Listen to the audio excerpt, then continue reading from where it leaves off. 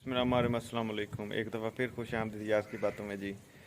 मैं हूँ जी अयाज़ खान और आप देख रहे हैं अयाज़ की बातें।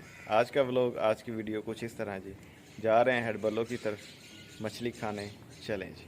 पहले पॉइंट जड़ा आंदा जी फिश फ्राई शॉप तो पहले आ जाती हैं, लेकिन उस तो बाद हैड आंदा जी हेडबलो की दरिया रावी। तुम देख सकते हो इस टाइम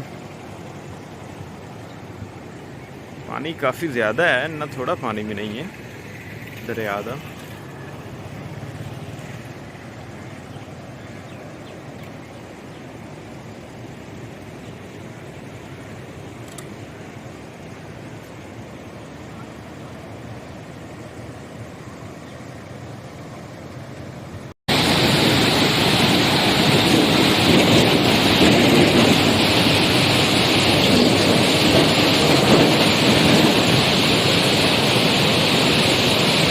तेज पानी यार,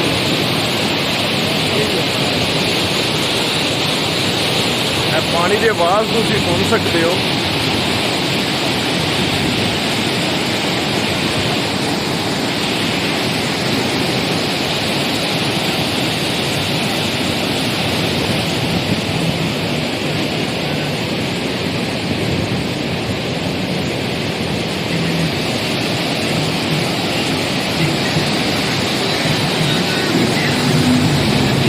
इस टाइम मौजूद हैं जी जनाब दरिया रावी के पुल से पिछे पानी की रफ्तार बहुत तेज़ है।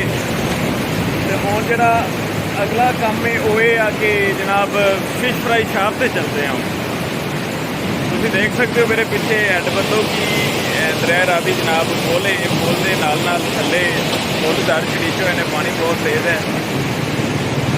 असी हुण जा रहे हैं फिश फ्राई जी शॉप है वो उस तरफ जा रहे हैं, जहाँ Hamza Khan fish fry shop से है जी मेन हेडबलो दरिया रावी दिखाया।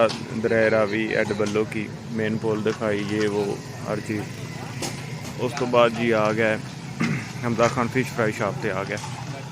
अच्छा जी फिश तैयार हो रही है जी, देख सकते हो तुम माशाल्लाह। बहुत ही मशहूर तरीन जनाब, इतों बड़ी बढ़िया फिश मिलती है। कह दिता है 1 किलो का आर्डर दे दिता है।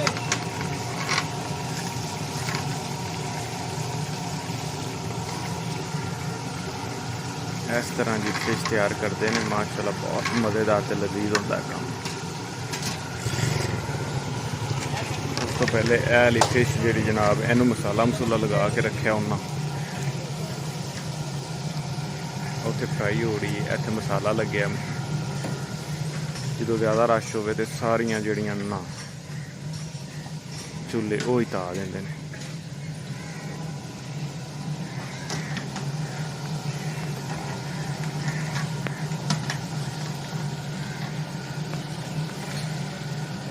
सीटिंग मिल चुकी है, आर्डर भी दे दिता किलो मछली लग रही है। लग के जो आएगी फिर इंशाअल्लाह ताला नाजरीन तुम दिखाया जाएगा। ठेकेदार फुल इस टाइम जनाब पूरे पारा के नाल आया, हाँ फुल भुखा बैठा इस टाइम से। मछली चलनी पूरे पारा के नाल तड़ातड़। बड़ा मज़ेदार सलाद भी मिलता है, जिस तरह सलाद वाली रेहड़ी लगी हुई है।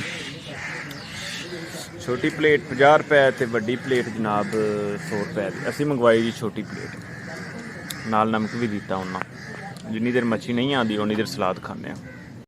रायता सलाद ते जिस चीज़ का इंतज़ार से जनाब, जिस चीज़ को खान आए सन जनाब ठेकेदार साहब भी, हाँ जी सर मैं भी मच्छी पहुँच चुकी है माशाल्लाह। चलें जी खाने तो फिर तुहानू खा के टेस्ट दसने कैसा सी। नींबू निचोड़ो जी, क्या ही बात। फाइनली मच्छी खा ली माशाल्लाह, टेस्ट बहुत अच्छा सी।